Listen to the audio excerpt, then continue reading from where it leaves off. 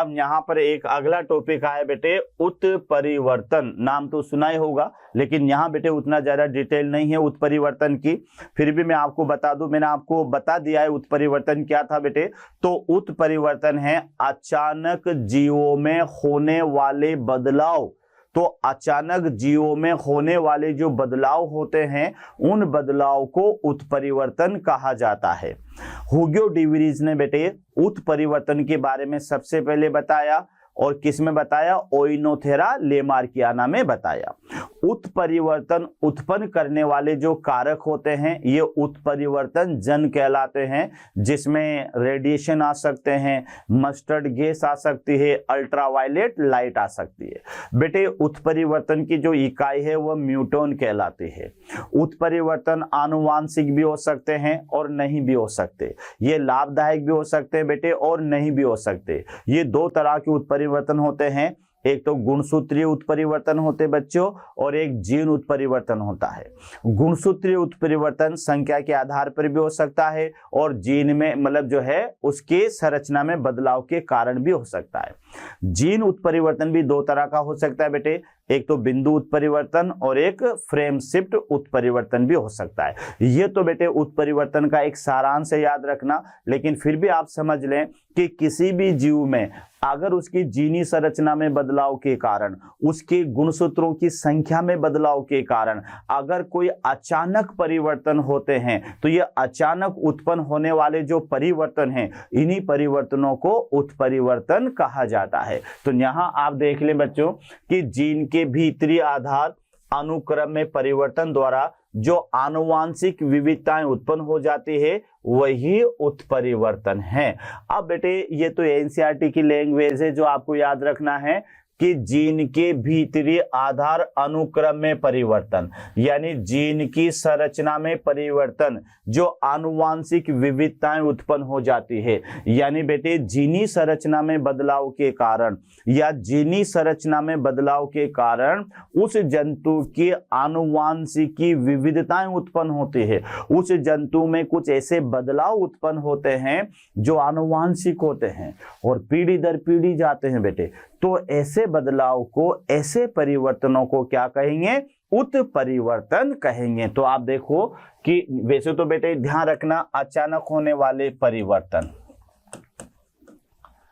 अचानक होने वाले परिवर्तन, तो बेटे अचानक होने वाले जो परिवर्तन हैं, इन परिवर्तनों को आप क्या कहोगे? उत्परिवर्तन।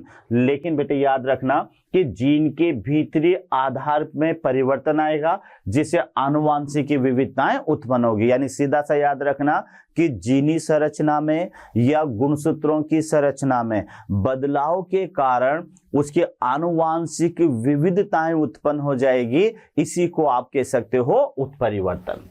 इसी के परिणाम स्वरूप लक्षण तथा ट्रेट जो होते बेटे विकसित होते हैं, और यह भी याद रखना कि इसी के परिणाम स्वरूप नए लक्षण यानी ट्रेट उत्पन्न होते हैं। क्योंकि बेटे अगर आनुवांशिक विविधता नहीं होगी ना, तो आप ये बताओ, अगर विविधता या विभिन्नताएं नहीं होगी तो क्या नए सजीव बनेंगे? बिल्कुल नहीं बनेंगे, याद रखना। तो इन आनुवांशिकी विविधता के कारण, इन आनुवांशिकी बदलाव के कारण बेटे क्या होगा कि नए लक्षण उत्पन्न होंगे, और ये जब नए लक्षण पीढ़ी दर पीढ़ी जाते रहेंगे तो एक समय ऐसा आएगा कि नई जाति की उत्पत्ति हो जाएगी। तो यहाँ देखो बेटे, इसी के कारण जो नए लक्षण हैं वो विकसित होते हैं। उत्परिवर्तन को कृत्रिम रूप से रसायनों के प्रयोग से या फिर बेटे विकिरण से या फिर जो है द्वारा प्रेरित किया जा सकता है। जैसा मैंने आपसे कहा बेटे कि उत्परिवर्तनों को कृत्रिम रूप से तो रसायन के प्रयोग से, यानी अगर हमें आर्टिफिशियल तरीके से बेटे उसमें उत्परिवर्तन लाना है तो उसको कैसे, ऐसे रासायनिक पदार्थ के कांटेक्ट में रखा जाए जैसे मस्टर्ड गैस है, फॉर्मेल्डिहाइड बेटे, मिथाइल आइसोसाइनाइड है ना, ये उत्परिवर्तन उत्पन्न करते हैं, इन्हें उत्परिवर्तन जन कहते हैं। इसी तरह से बेटे रेडिएशन के अंदर गामा रेज है, अल्ट्रावायलेट रेज है, एक्स रेज है, इनके संपर्क में अगर लाया जाएगा तो इनमें बेटे आर्टिफिशियल तरीके से उत्परिवर्तन उत्पन्न हो जाएंगे। तो यहाँ आप देख लें कि बेटे यहाँ पर उत्परिवर्तनों को कृत्रिम रूप से रसायनों के प्रयोग से और विकरणों से द्वारा प्रेरित किया जा सकता है।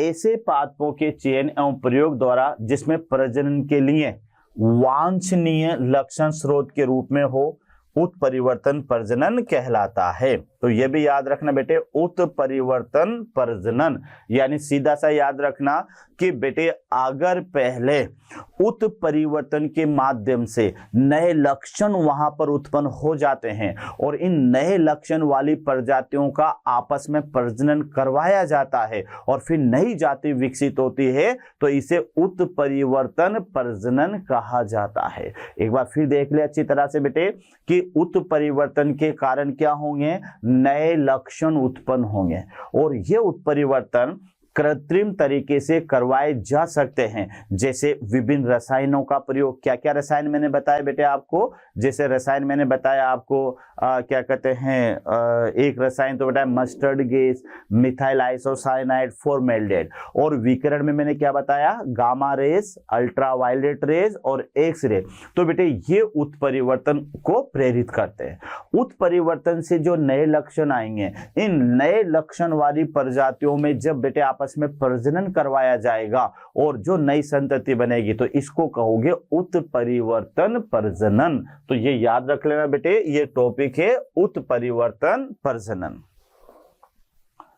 आगे अपन देखें कि भिंडी में पीत मोजेक वायरस के प्रति प्रतिरोधकता इसकी जंगली प्रजाति से स्थानांतरित किया गया था। तो ये भी थोड़ा सा याद रखना, एबेलमोस्कस एस्कुलेंटम में पीत मोजेक वायरस के प्रति जो प्रतिरोधकता है इसकी जंगली प्रजाति में स्थानांतरित करके किया गया था। प्रतिरोधक जीनों का स्थानांतरण लक्ष्य तथा स्रोत पादपों के मध्य लैंगिक संकरण करने के पश्चात चयन द्वारा उत्पन्न किया जाता है। यानी यहां आपको ये देखना है कि भिंडी जो है बेटे, उसमें एक वायरस होता है पीत मोजेक वायरस के प्रति प्रतिरोधकता कैसे करवाई जाएगी कि इसकी जंगली प्रजाति से स्थानांतरित किया गया था। यानी इसमें ये जो प्रतिरोधकता आई ना बेटे, ये प्रतिरोधकता इसकी जंगली प्रजाति से इसके अंदर ट्रांसफर करा था, तब जाकर बेटे ये भिंडी इस वायरस के प्रति प्रतिरोधी हुई। प्रतिरोधक जीनों का जो स्थानांतरण है वो लक्ष्य और स्रोत पादपों के मध्य लैंगिक संकरण करने के पश्चात आता है। ये मैं बार बार रिपीट कर रहा हूं बेटे कि यहाँ पर जो प्रतिरोधक जीनों का स्थानांतरण है या जो लक्ष्य तथा स्रोत पादपों के मध्य क्या करवाया जाएगा, लैंगिक संकरण करने के पश्चात चयन द्वारा इसे उत्पन्न किया जाता है। तो ये यहां पर आपको थोड़ा सा याद रखना है बच्चों। अगला हमारे पास में आता है कि पीड़क नासी के प्रति प्रतिरोधकता के विकास के लिए पादप प्रजनन, यानी पीड़कों के प्रति प्रतिरोधकता के लिए, यानी बेटे जो पीड़क होते हैं ना, नाश कीट होते हैं, उनके प्रति प्रतिरोधकता का विकास कैसे किया जाए, तो इस विकास के लिए करवाया जाएगा पादप प्रजनन। तो अब आप देखें, पोषी पादप फसलों में कीट प्रतिरोधकता आकारिकी, जैव रसायन अथवा शरीर क्रियात्मक अभिलक्षणों का कारण होता है। यानी जो बेटे संकरण के दौरान जो पौधे बनाए जाते हैं उनमें कीट प्रतिरोधकता किस किस ले आएंगे, आकारिकी है, जैव रसायन है अथवा शरीर और क्रियात्मक अभिलक्षणों के कारण होती है। अधिकांश पादपों में रोमिल पत्तियां हैं, पीड़कों के प्रति प्रतिरोधकता से संबंध रखती है, जैसे कपास में जैसिड तथा गेहूं में धान पर्ण भृंग। तो ये भी थोड़ा सा याद रखना है बेटे, अधिकांश पादपों में रोमिल पत्तियां पीड़कों के प्रति प्रतिरोधकता से संबंध रखती है। यानी कुछ पौधे ऐसे भी होते हैं कि जिनकी पत्तियां हैं वह पत्तियां बेटे कीटों के प्रति प्रतिरोधकता रखती है। अगर कोई कीट इन्हें खाएगा तो बेटे वह नष्ट हो जाएगा, वह मर जाएगा, याद रखना। तो यहाँ पर आप देखो कि अधिकांश पादपों में जो रोमिल पत्तियां हैं ये पीड़कों के प्रति प्रतिरोधक होती है, जैसे कपास में तो जैसिड और गेहूं में धान्य पर्ण भृंग। क्लियर। अब देखो बेटे, यहाँ आपको देखना है कि गेहूं के विशेष प्रकार के तने की वजह से स्टेम साफ्रलाई उनके पास नहीं आती है। इसी तरह से चिकनी पत्ती वाले तथा नेक्टर विहीन कपास की किस्में में बाल वर्म को अपनी ओर आकर्षित नहीं करती है। तो ये भी एक प्रकार का बेटे अनुकूलन हो जाता है कि गेहूं के विशेष प्रकार के तने की वजह से स्टेम जो इसको संक्रमित करते हुए इसके पास में नहीं आती है। उसी तरह से बेटे जो यहाँ पर ये है हमारे पास में नेक्टर विहीन पौधा, तो बाल वर्म जो है इसके पास में नहीं आता है।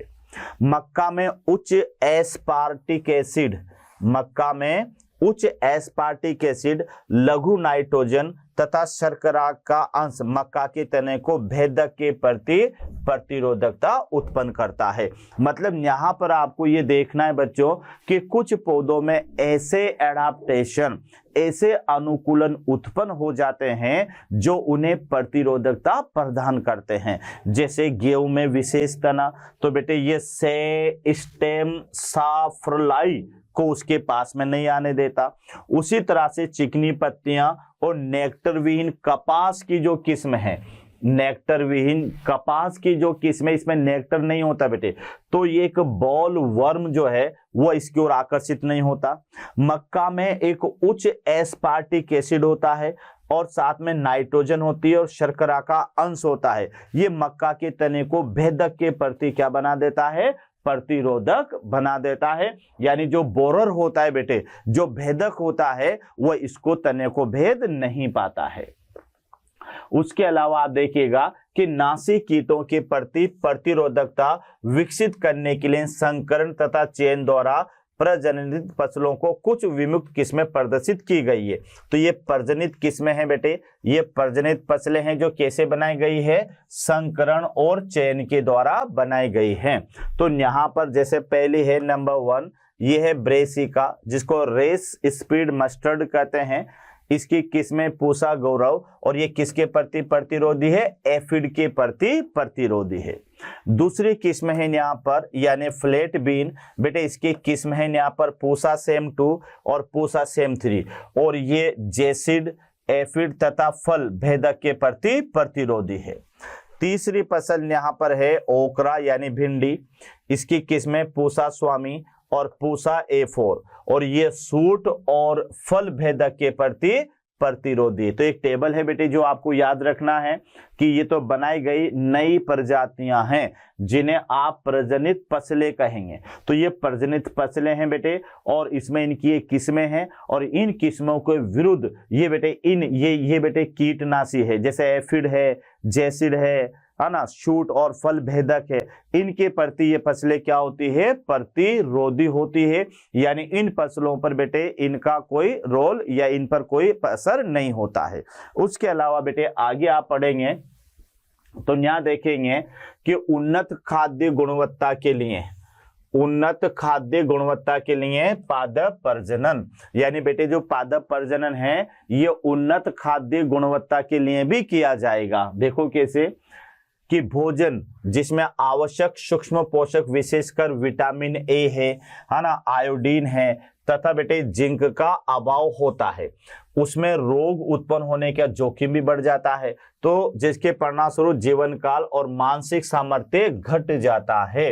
यानी बेटे यानी भोजन, अगर ऐसा भोजन बेटे जिसमें क्या क्या कम हो, जिसमें विटामिन ए कम हो, आयोडीन कम हो, जिंक का अभाव हो, तो उससे रोग भी उत्पन्न होने की संभावना बढ़ जाएगी और साथ में बेटे उसका जीवन काल भी कम हो जाएगा और मानसिक सामर्थ्य भी घट जाएगा। यानी पहले ये समझ लो आप कि बेटे अगर किसी व्यक्ति के भोजन में हम ऐसी फसलें इस्तेमाल हो रही है, ऐसी फसल इस्तेमाल हो रही है, ऐसा भोजन वो इस्तेमाल कर रहा है जिस भोजन में विटामिन ए की भी कमी हो, जिस भोजन में पोषक तत्वों की कमी हो, जिंक की कमी हो, तो बेटे क्या होगा कि उसमें एक तो रोग उत्पन्न होने की संभावना ज्यादा बढ़ जाएगी और साथ में उसका जीवन काल भी कम हो जाएगा और उसकी मानसिक स्थिति भी कम हो जाएगी।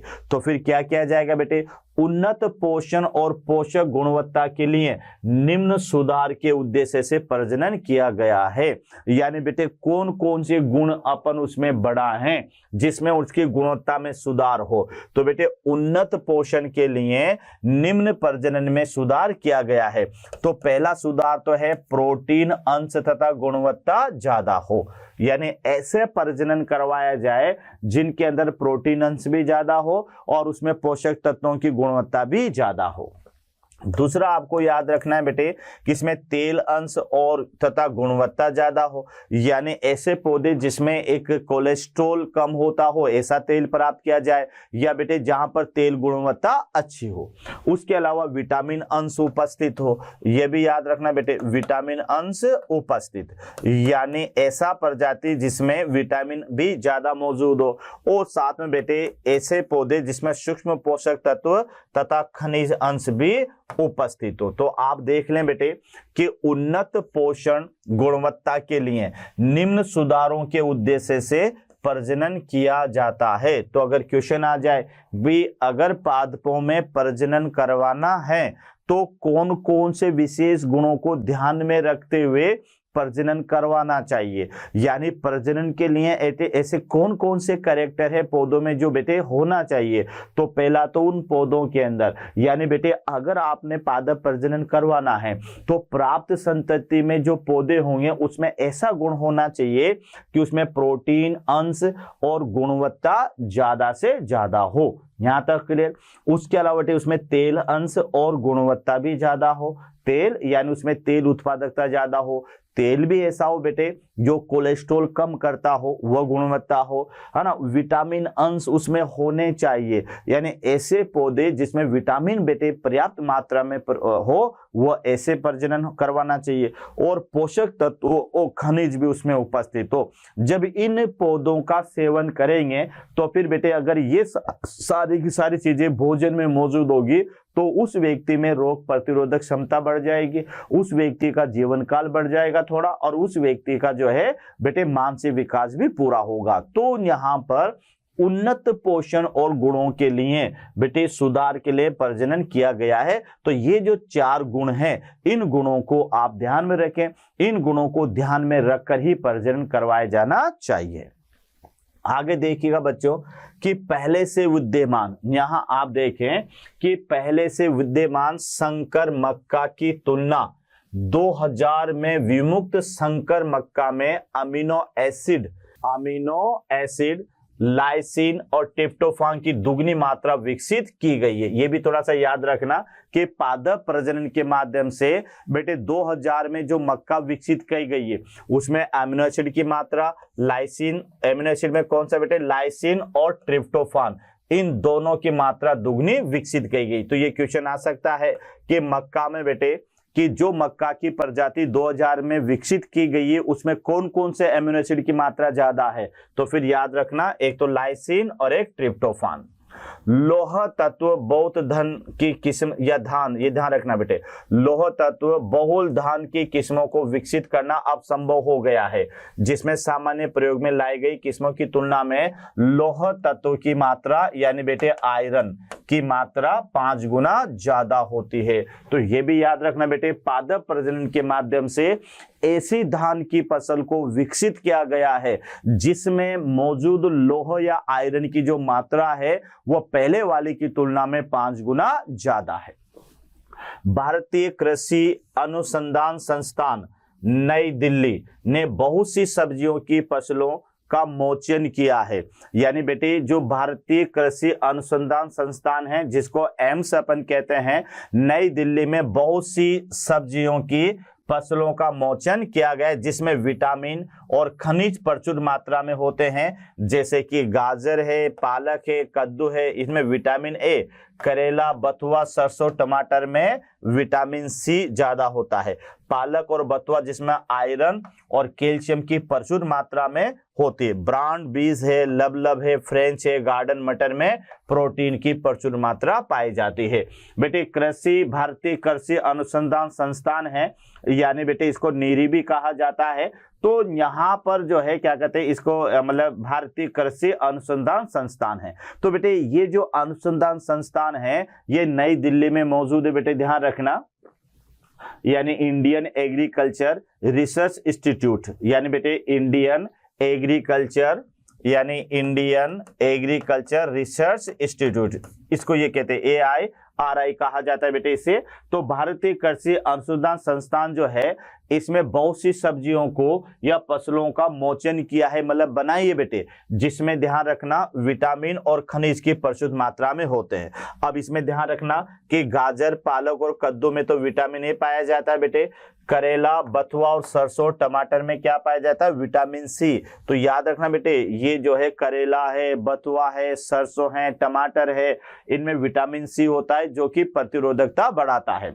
उसके अलावा फिर पालक है, बथुआ है, इसमें आयरन और कैल्शियम की प्रचुर मात्रा भी होती है, क्योंकि ये तो आप भी जानते हैं बच्चों कि बेटे हरी सब्जियों के अंदर पर्याप्त मात्रा में विटामिन ए पाई जाती है, पर्याप्त मात्रा में बेटे क्या पाया जाता है, यानी आयरन होता है, कैल्शियम होता है, तो ये आपको याद रखना है। उसके अलावा बेटे लबलब है, फ्रेंच है, गार्डन मटर है, इनमें प्रोटीन की प्रचुर मात्रा पाई जाती है। तो ये कहां पर विकसित किए गए बेटे, इंडियन कृषि यानी इंडियन एग्रीकल्चर रिसर्च इंस्टीट्यूट के अंदर बेटे ये जो है विकसित किए गए हैं। तो ये था टॉपिक बेटे हमारा, यानी पादप प्रजनन प्रतिरोधकता के लिए पादप प्रजनन। तो आई होप बेटे इसको थोड़ा सा ढंग से पढ़ना और लिख लिख के याद करना, तो ये टॉपिक बेटे आपको याद हो जाएगा। ओके बेटे, थैंक यू।